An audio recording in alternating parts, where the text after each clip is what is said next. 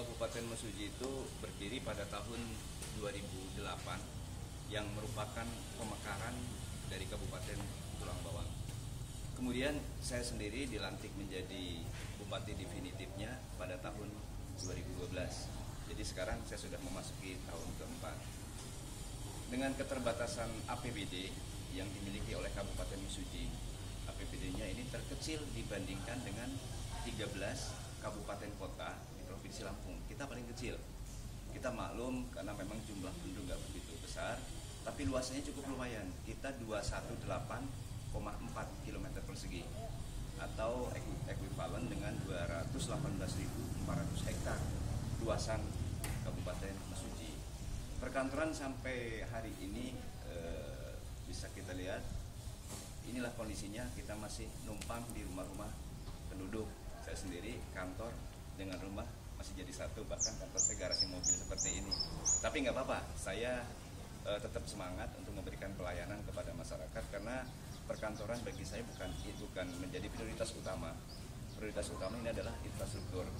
Karena kondisi kabupaten kita di kabupaten baru, kondisi jalannya di mana-mana pada hancur, kemudian jalannya juga masih labil, rata-rata mobil yang melintas tetap overload semua, kelebihan muatan overweight.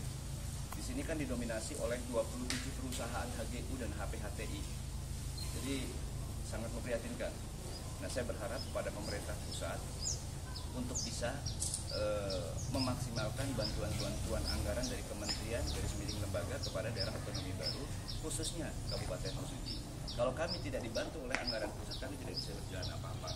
Mau meningkatkan PAD dengan menggunakan perda-perda yang ada, kita nggak mau masyarakatnya ribut, masyarakatnya teriak. Dulu sebelum jadi kabupaten tidak ada pungutan, sejak ada kabupaten itu banyaknya pungutan. Nah, kalau kita sih kepengennya kita berbuat dulu lah, bangun jalan di mana-mana. Setelah jalannya terbangun rapi segala macam, masyarakat merasa puas, kita minta pajak kepada mereka, juga mereka tidak keberatan. Ya, rencana bupati nih untuk menjadikan Kabupaten Mesuji ini sama. Saya sendiri sebagai kepala pemerintahan tidak pernah istirahat lah, tidak pernah libur kecuali tidur.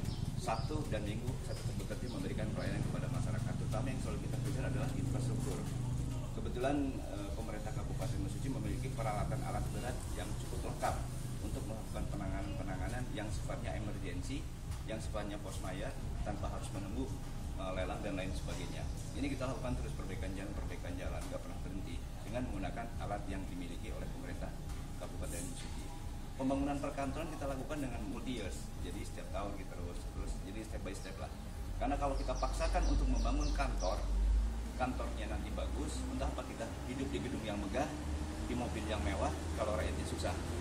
Kita jadi prioritaskan rakyat dulu lah, gitu. Kalau bagi saya pakai tenda tuh nggak apa-apa, tapi ya mungkin kalau pemerintah pusat malu oleh kabupaten yang menggunakan tenda menggunakan garasi, seharusnya berpikir dimaksimalkan bantuan untuk pembangunan perkantoran.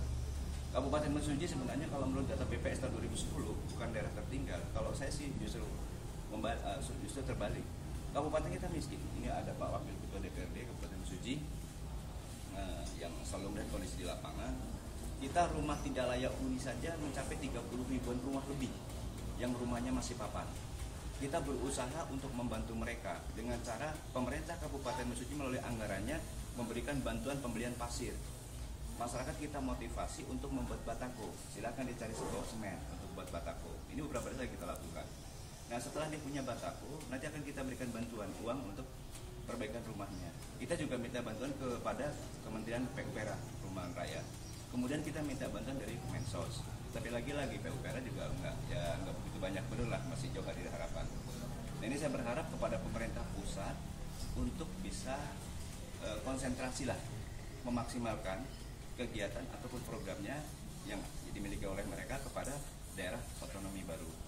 Daerah otonomi baru ini ibarat rumah sudah punya. Tapi untuk ngisi-ngisinya ini tidak berdaya. Untuk ngisi perabotnya, tempat duduknya, furniture dan lain sebagainya, kalau tidak dibantu oleh pemerintah pusat. Jadi daerah otonomi baru ibarat orang sedang berpuasa, berada di tengah padang pasir. Setetes air sangat dibutuhkan.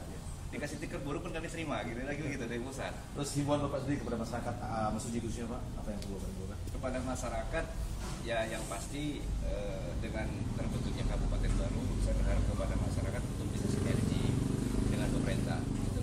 Hal-hal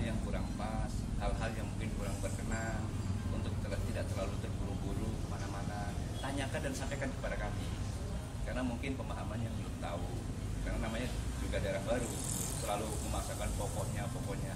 Kalau kami sih pemerintah selalu melaksanakan kerja-kerja tentang pemerintah berdasarkan aturan-aturan yang ada.